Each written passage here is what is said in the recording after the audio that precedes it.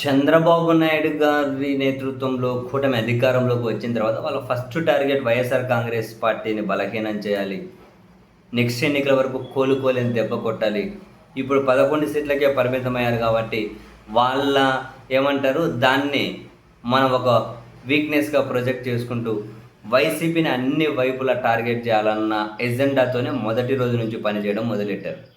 అందులో భాగంగా వైసీపీకి బలమైనటువంటి క్షేత్రస్థాయి బలం ఎవరు? కార్యకర్తలు, సోషల్ మీడియా.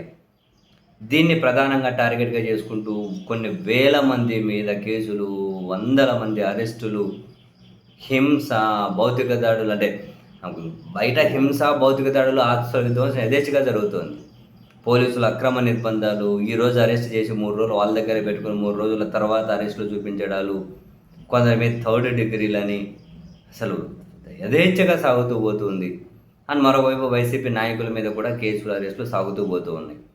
ఇవి జరిగిన ప్రతిసారి వైఎస్ఆర్ కాంగ్రెస్ పార్టీ వాళ్ళు మీడియా ముందుకు వస్తారు. ప్రభుత్వం అరాచకం, ప్రభుత్వం దుర్మార్గం, మేము అధికారంలోకి వచ్చిన తర్వాత మీ సంగతి తేలుస్తాం.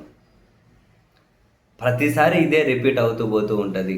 పోలీసులు సుప్రీంకోర్టు గైడ్లైన్స్ ఉల్లంఘిస్తున్నారు అని, హైకోర్టు గైడ్లైన్స్ ఉల్లంఘిస్తూ ఉన్నారు అని, వాళ్ళ మీద ప్రైవేట్ కేసులు పెడతాము అని చెప్పి పదే పదే వైసీపీ నాయకులు వాళ్ళ లీగల్ సెల్ వాళ్ళు చెబుతూ పోతూ ఉంటారు.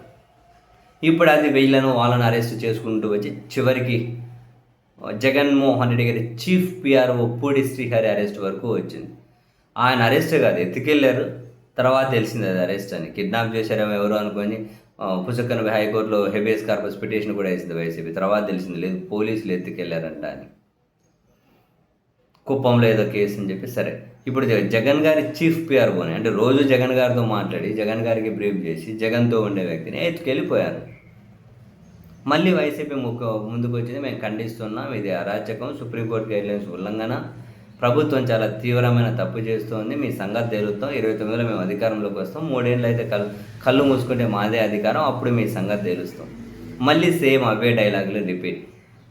ముఖ్యమంత్రి చీఫ్ పిఆర్ఓని మాజీ ముఖ్యమంత్రి చీఫ్ పిఆర్ఓని అరెస్ట్ చేసిన జగన్ చీఫ్ పిఆర్ఓను సేమ్ స్పందనలో మాత్రం మార్పు లేదు.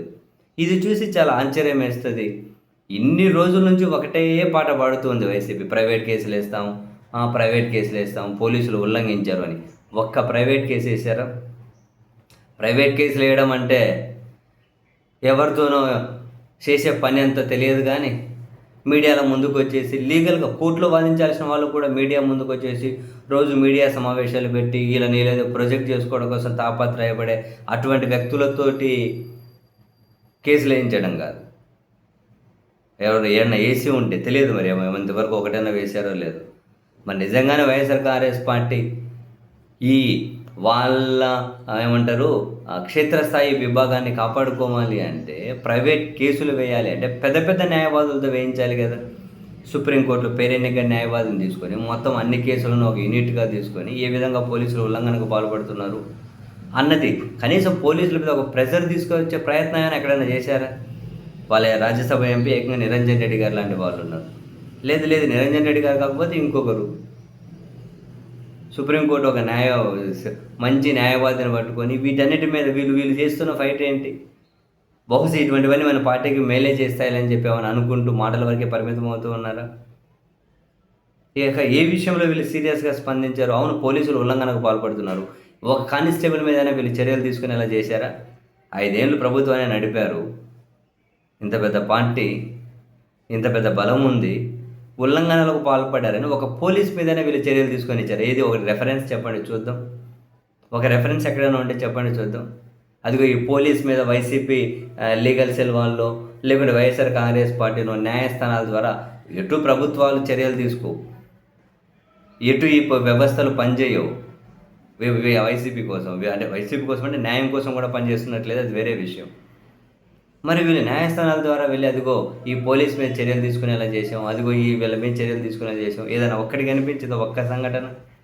చివరికి జగన్ చీఫ్ పిఆర్ఓ కనుక అరెస్ట్ చేసినా కూడా ఇంతే పేలవ స్పందన ఉంటే నిజంగా వీళ్ళ వ్యూహం ఏంటో లేకపోతే వీళ్ళ పనితీరేంటో అంత చిక్కడం లేదు సీరియస్లీ.